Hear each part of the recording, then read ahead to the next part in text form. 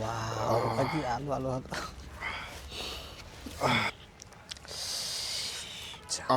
Oj, pratar यार fish and chips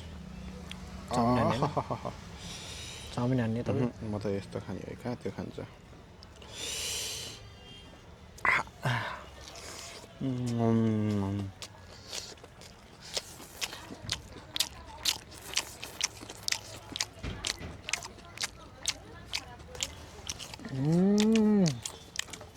यम यम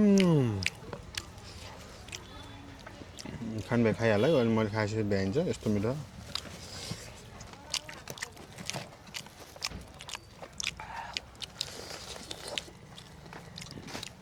मिक्स गरेर हान्नु पर्यो सस